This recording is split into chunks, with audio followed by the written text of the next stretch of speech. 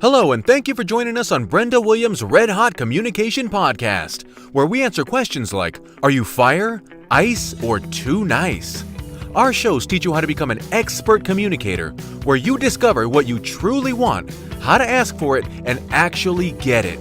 Stay tuned to empower yourself and start creating the career you want. And now, here is Brenda Williams with today's message. Hello, everybody. We're excited to be here today. I am starting a new series about how to have success looking for a new career. And I have my favorite co-host with me, Brett Deister, today. And he knows firsthand what it's like to look for a new career because he just landed a really great one, right, Brett? It's true. I didn't even know it was your favorite. I thought I was like maybe number 2. But if I'm your favorite, that's even better. So yay for me being favorites. Yay! Woo! So welcome, everybody. We are going to be talking over the next several weeks about what it takes to consider making a career change, as well as doing it successfully, without stress. Can you imagine that? Looking for a new career and landing one without stress? No, because I always have some type of stress with that. Not gonna lie, it always is very hard to actually not have stress. You're like, did I do well?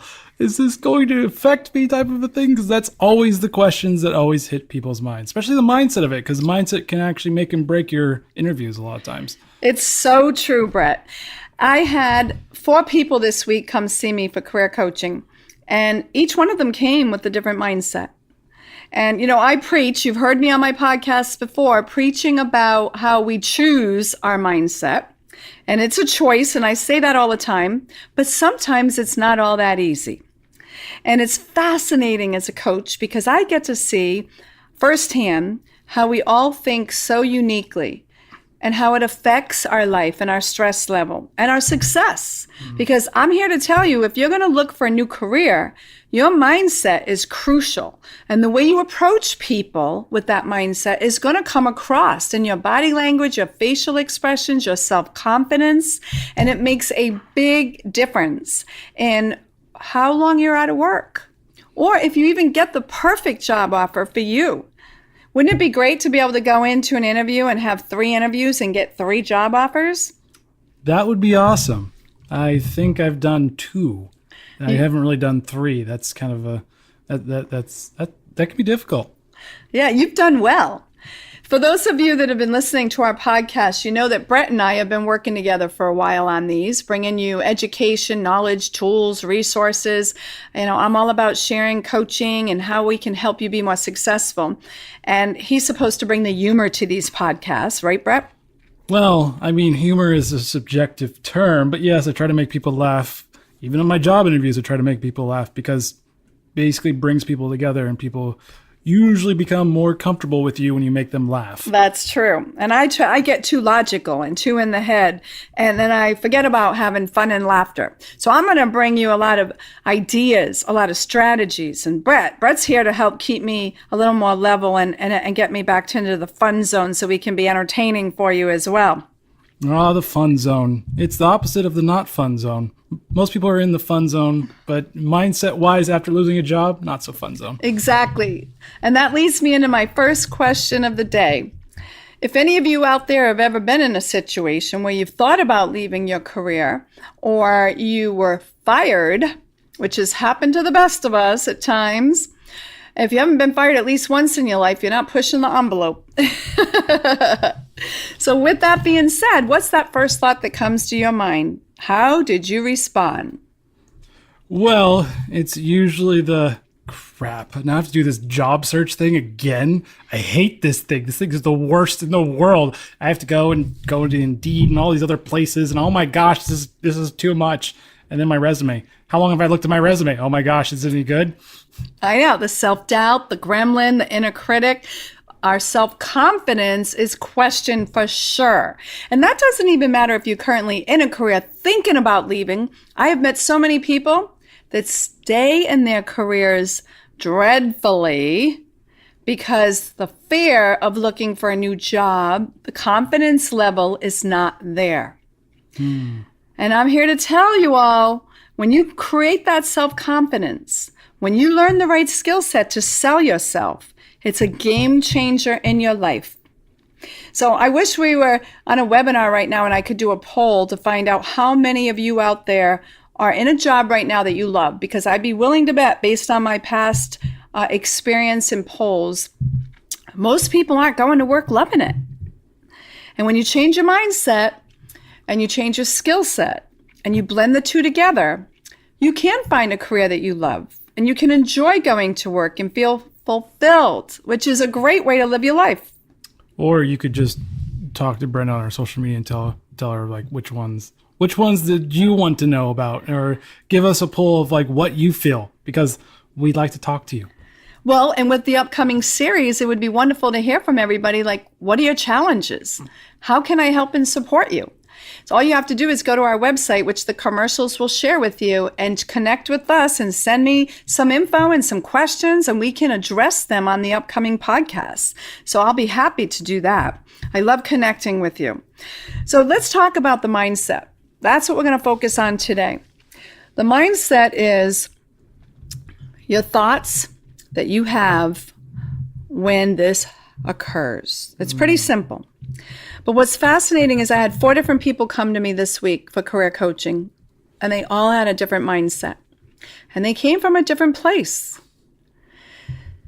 Where are all of you out there? Ask yourself, am I in a career I love? Am I in a situation where I'd like to look for something new? Maybe it's even staying in your company and getting promoted, where you learn how to sell yourself more effectively.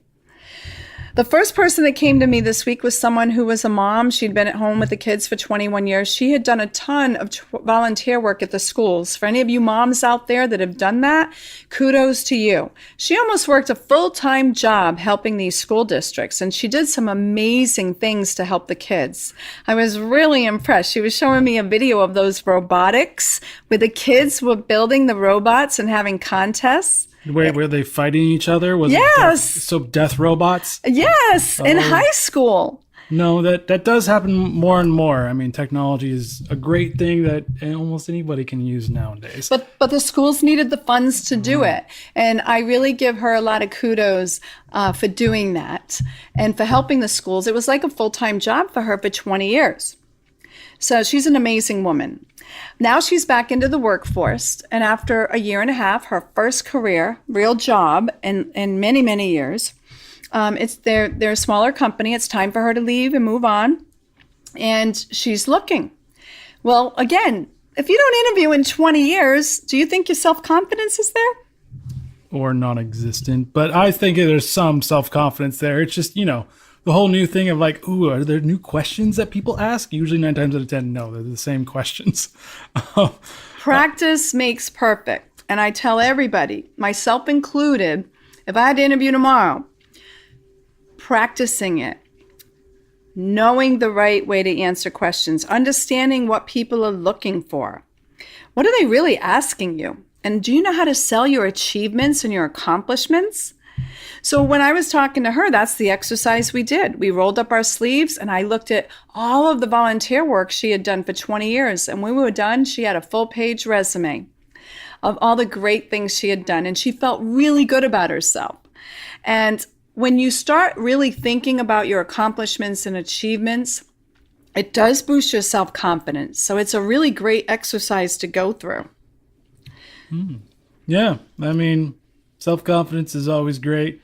Especially it's about yourself, especially if you're going into interview and you're like, I don't know what I offer you. That's not going to get you the job. I'm just let you know, if you don't know what to offer the business, so that mindset's got to be there. You got to know what you're offering. And what you bring to the table. You and I talked about offline about ego, and we talked about, confidence and how it can come across. Does it come across in a humble way or an egotistical way?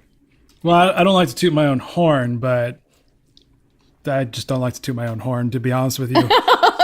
Well, there's a lot of people that don't like to toot their own horn, so they'll be quiet, and then they're not seen or recognized. So learning to toot your horn in a nice, humble way, like where you show appreciation and respect for the people that you work with, where you talk about the teamwork that you've done, the ideas you collaborated on. Mm-hmm. but also letting people know that you have drive and ambition and what you bring to the table. It's an important piece that I see missing in so many people that I meet, which leads me to the next person that I heard from this week. And it was fascinating because all in one day, I had 4 calls and they were so drastically different. The next one was an older Indian gentleman who'd been an entrepreneur for his whole life. And his first question was, can you help me build a resume? I've never had a resume. He'd owned countless businesses.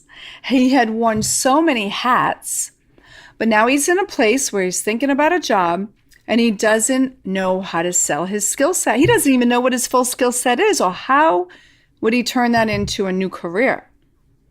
So how often does that happen when you're not even sure which job to look for?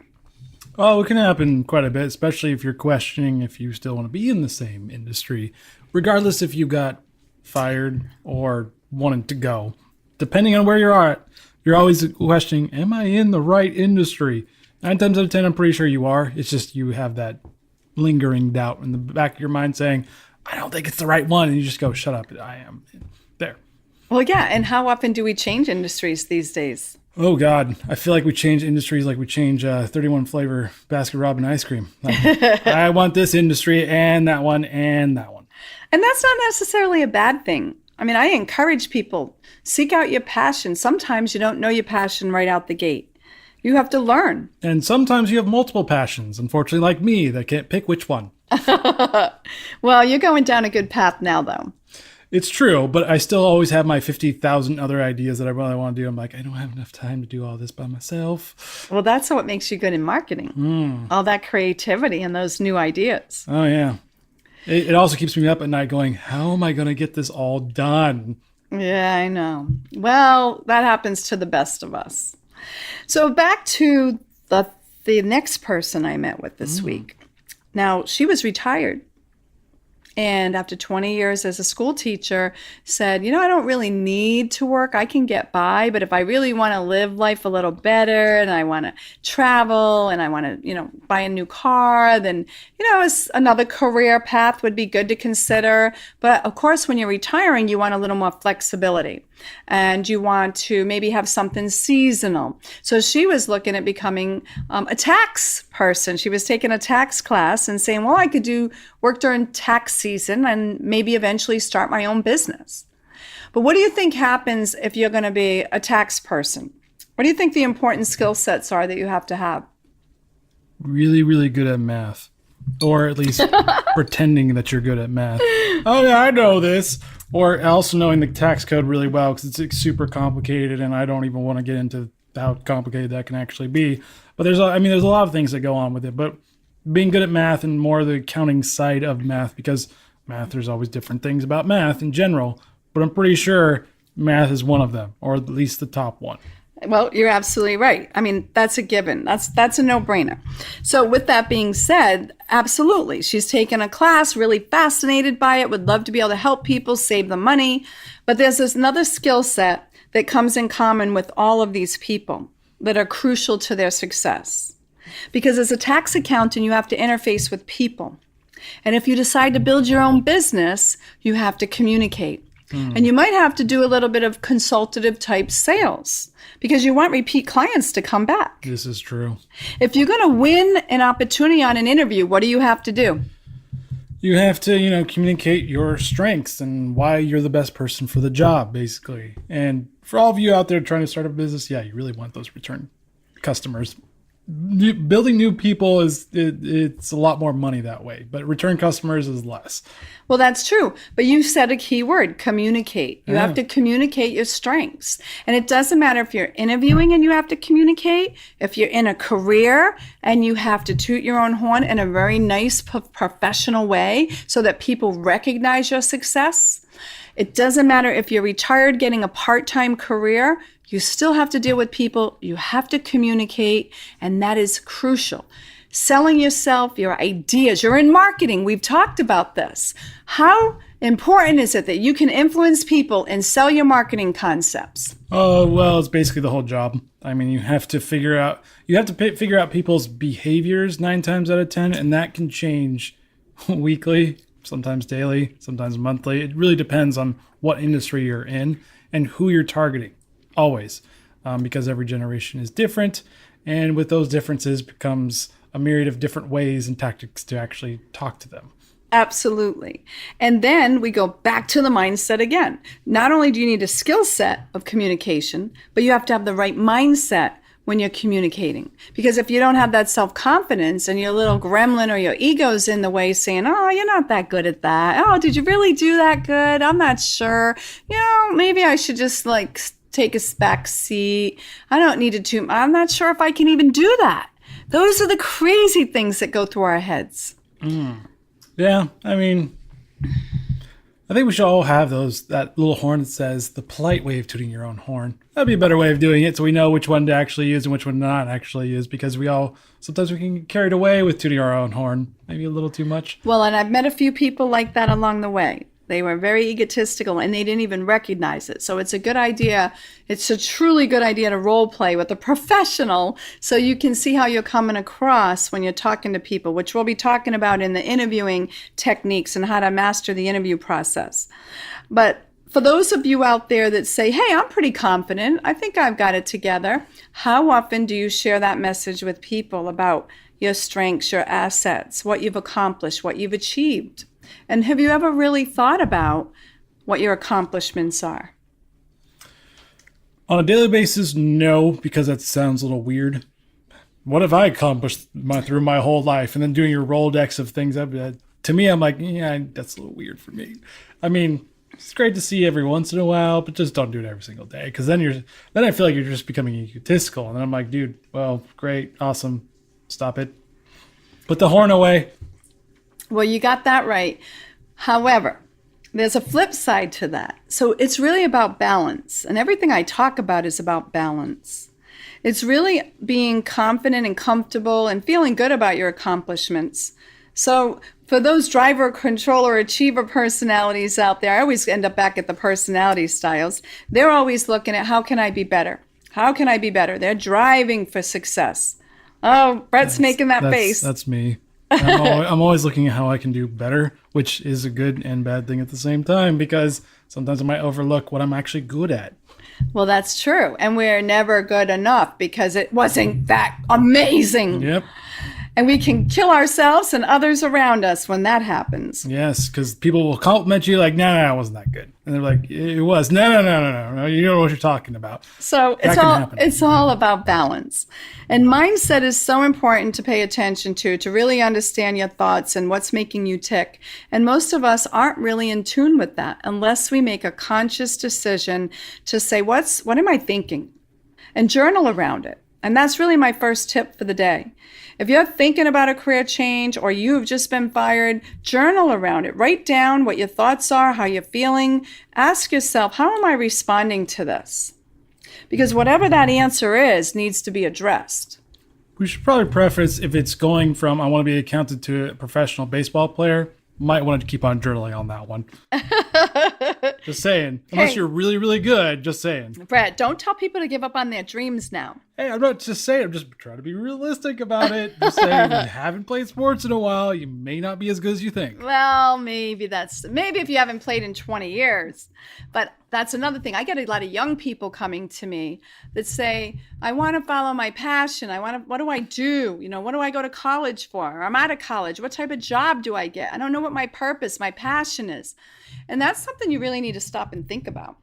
I would say also try to actually do something, because with social media and everything, you can actually do a lot of things by yourself, like video editing, sound editing, start your own podcast, do something to figure out if you're actually good at something or if you can become better at it at the same time, because that can actually help you lead to whatever. That's a mindset thing. Do something, figure out if you're good at it or not.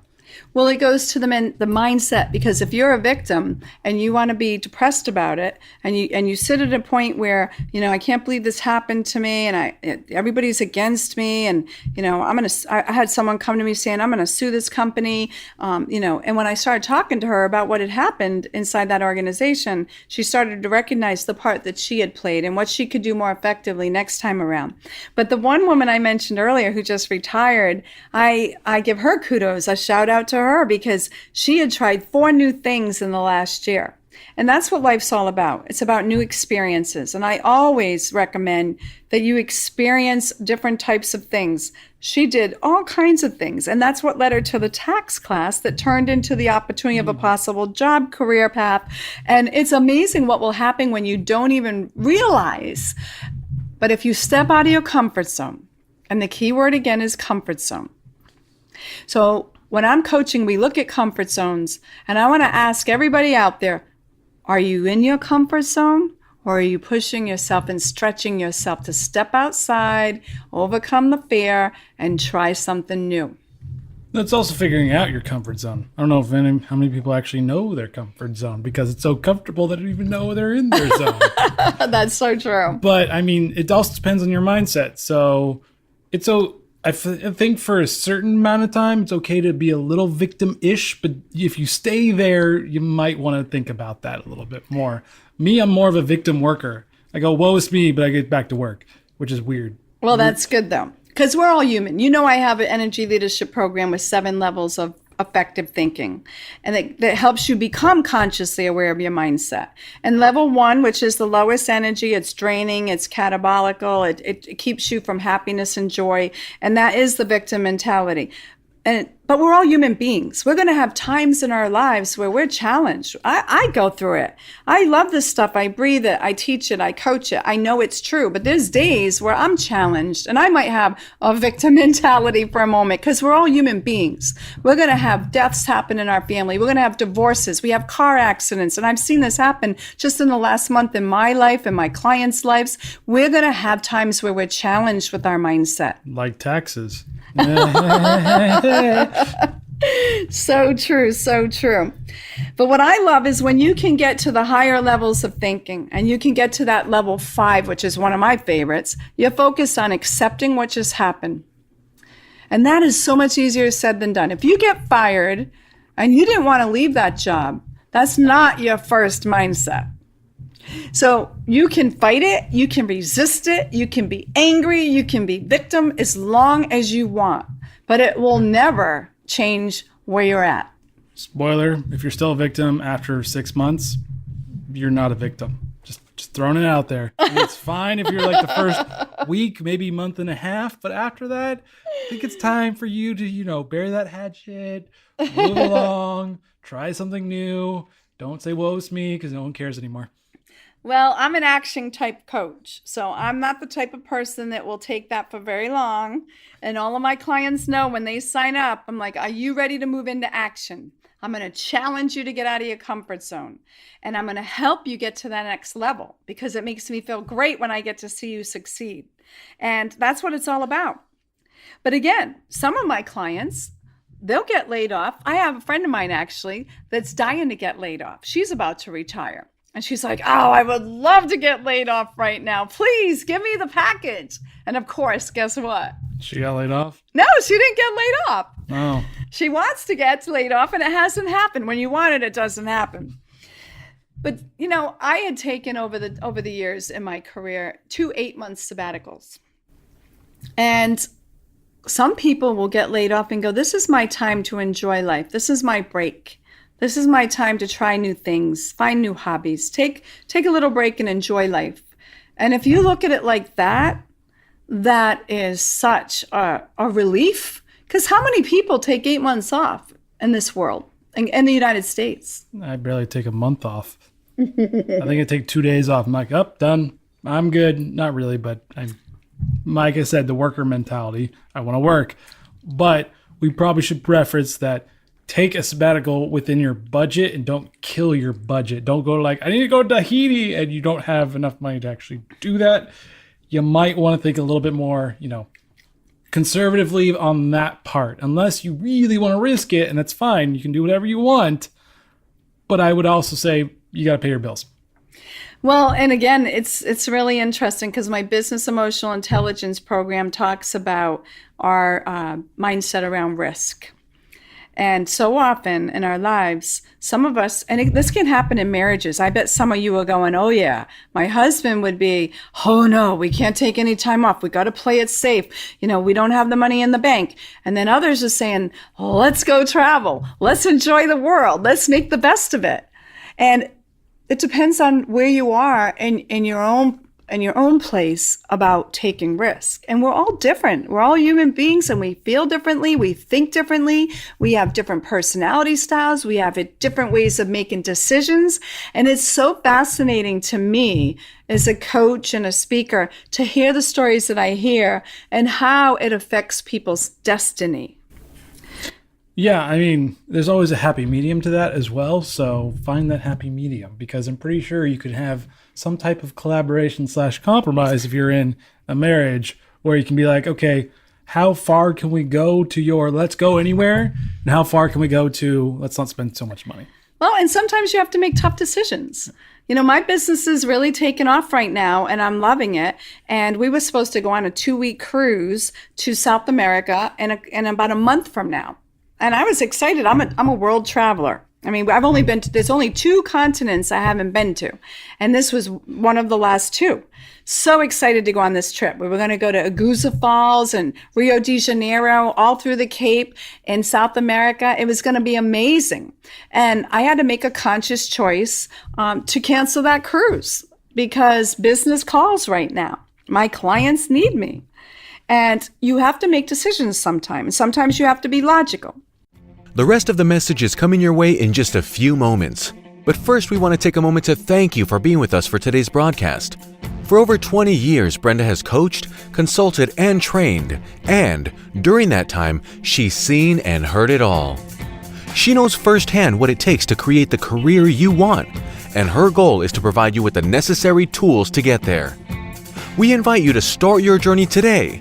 Visit BrendaWilliamsA.com and get your free career assessment and success roadmap. The rest of the message is coming your way. Spoiler alert, she's gone to more vacations than I've ever gone to in about 2 years.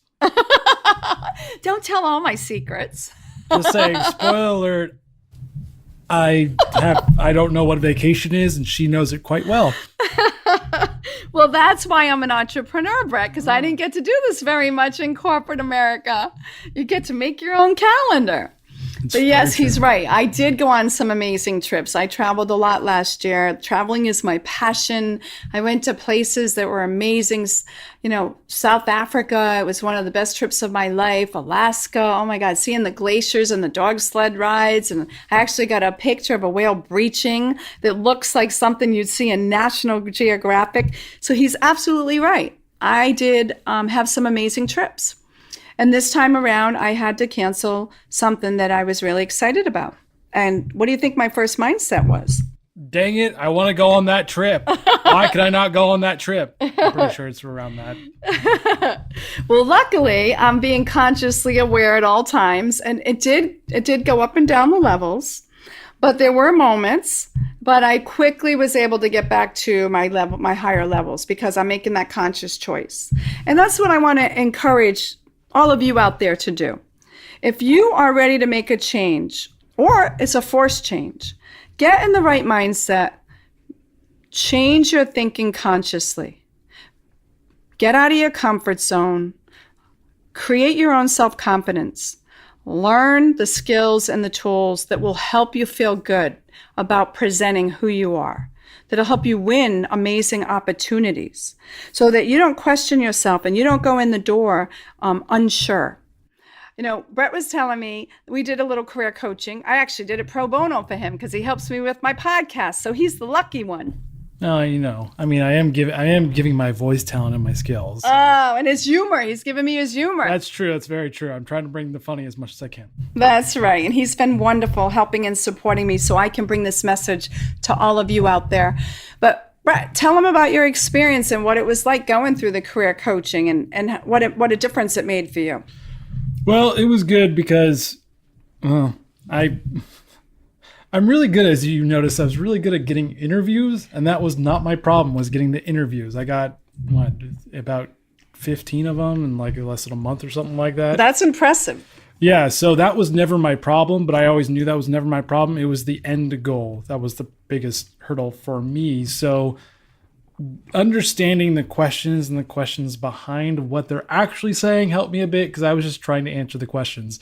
I was looking at the questions like, okay, I'm going to answer the best of my ability and not really going, why are they asking me that question? So the Socratic method always helps you in that way because the Socratic method is always why. And that's a big one. We're going to go into that in our future podcast because when people ask you something, they're asking you for a reason.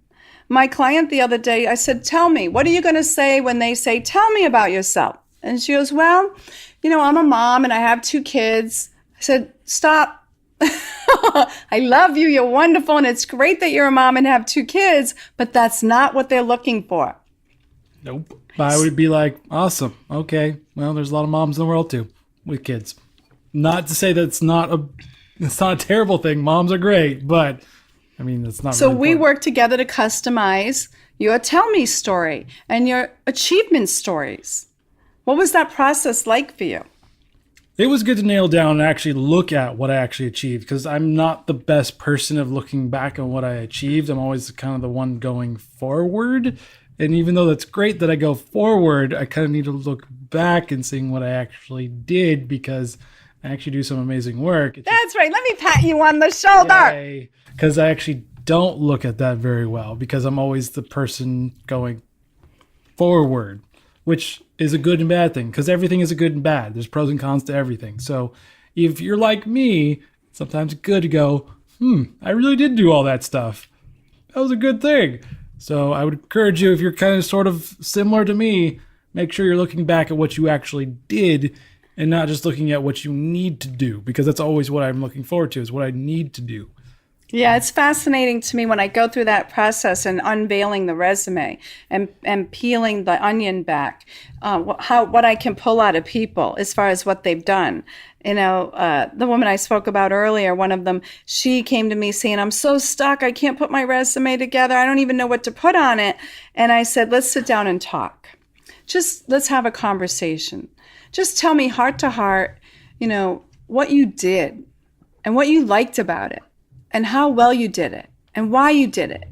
And all of a sudden I started writing down these keywords and the phrases she was using. And I did the same thing with you. And then after, 10, 20 minutes, I go ahead and I read back some ideas and people are like, oh my God, I wish I could say it that way. I'm like, you just did. You just did say it that way. But you got out of the logical side of trying to write it down and think through it, and you spoke from the heart. And that's something I'm able to capture really well when I'm working with you.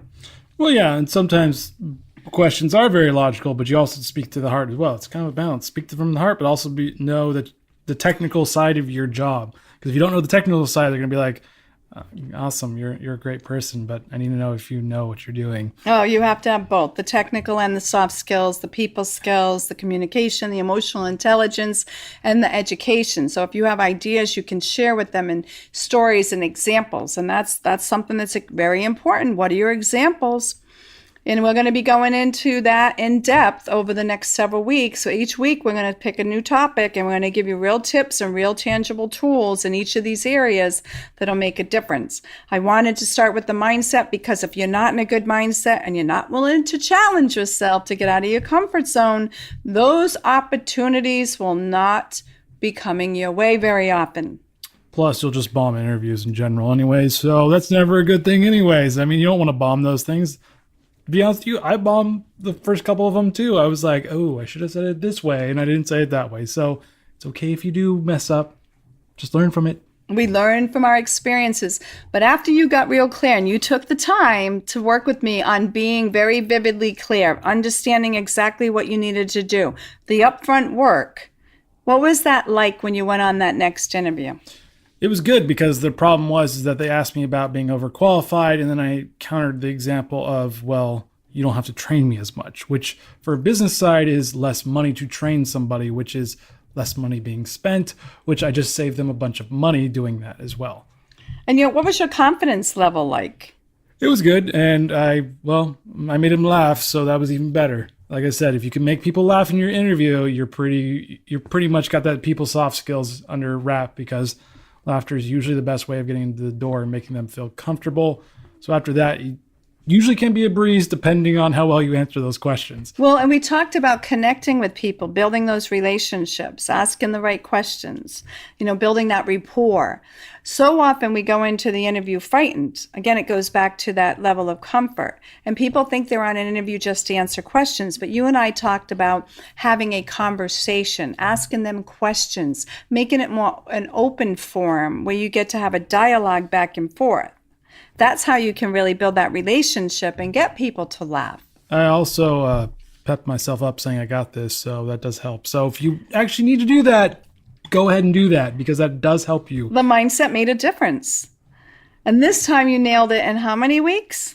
Under 4, you said. Actually, yeah, about 3 weeks because I was done like August 30th. It's not even the 30th yet. So yeah, under a month. And the last one before that was about 3 or 4 months. So I cut that down quite significantly. And so what would happen next time? Let's just say you're looking for work. Now, how will you feel that you've gone through this process? Well, luckily, I'll read the book that you told me to read again. Let's share it with everybody. What is it? It was Knock 'em Dead. Knock 'em Dead by Martin Yates. It's an amazing book. Yeah, it was a great book. It tells you how to write a resume. So if you're still stuck on that, obviously human interaction's better, but this can also give you a driving tool. It also helps you answer the unanswerable questions, the illegal questions, all the things that you have a burning desire to know when you're doing your job interview. It actually does help you as well. So that helped me. I actually read the unanswerable questions. And I think that triggered you have too much experience to me saying something in response to too much experience, because some businesses may see as a negative, but you can turn that into a positive. Yeah, you can turn almost anything into a positive. You know how to pitch it and sell yourself and your capabilities and what you really bring to the table. And I many years ago I went into I wanted to switch careers. This was way back in my career, and I wanted to build relationships with people. And I was in sales at a very young age. And I said, I want a relationship building type sales role. And way back then, my ex-husband was a IT consultant. And I said, I think I'll become an IT in the consulting world. That's a great field. I loved it. The people they had relocated us from England. Well, actually, we went from Arizona to England to California. And I thought the people that would work in that whole process, the recruiting team and the sales team, were pretty cool people. And I thought, that's pretty fun. Maybe I'll do that. Now, I didn't know what I was in for. IT is a different language. And so I put on, this goes way back. I don't even want to date myself. I don't know if I should say this, but I opened up the phone book. Oh my God, did I say that? I was about to say what Windows version was going. What was the newest Windows version? I actually used a phone book. I shouldn't say that. My younger generations are going to go, I can't work with her. Hey, I have some wisdom that comes with that. Yeah, I mean, I've used a phone book before. I mean, it was a long time ago, but I used it. I know what it is. It was the way of you finding businesses without the internet, basically. Well, that's true. And I picked up the phone and I started calling companies, and I got an interview from it. And I was able to walk in the door and sell myself. Because I had confidence, I had worked through these processes, I had the right mindset, I was confident in my abilities, and I put together my stories, and I had a portfolio. I teach people how to create portfolios. And I did this at a very young age. I was very fortunate. I wasn't doing this work back then. I had a boyfriend when I was young that was an artist, and he said, you need a portfolio with all of your credentials so you can share it with people. And that thing was a lifesaver. So I was able to walk in the door and just create my opportunity.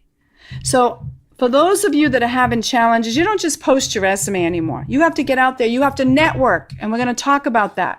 You have to go find people you can promote yourself to. You have to seek opportunities and create the world you want. And that's what my brochure says. Create the world you want. And that's what we want to help you do. So join us for the upcoming podcast. We're going to do a whole series around this. And whether you want to stay in your current career and become more effective or look for new opportunities, we're going to help support you. So remember to connect with us. Send me your questions. I'm happy to address them. And we're excited to be coming back in a week. Yay! Have a great day, everybody. Later. Bye. Thanks for being with us for today's broadcast. Be sure to check out BrendaWilliamsA.com and connect with her through social media. While you are there, remember to sign up for her free career assessment and take a look at all the helpful resources. Again, that's BrendaWilliamsA.com. Join us next time as we share more on how you can continue to showcase your value and create the career of your dreams. This program is sponsored by Brenda Williams, a world of opportunity.